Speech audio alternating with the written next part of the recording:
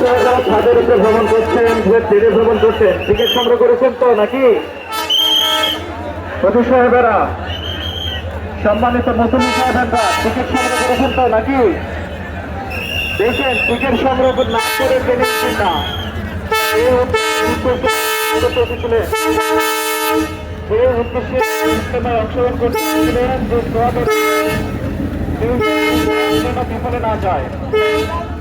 ইজতেমায় অংশগ্রহণ করে যে সব পেয়েছেন, বিনা টিকিটে ভ্রমণ করে সেই সব যেন নষ্ট না হয়, সেদিকে লক্ষ্য রাখুন। টাকা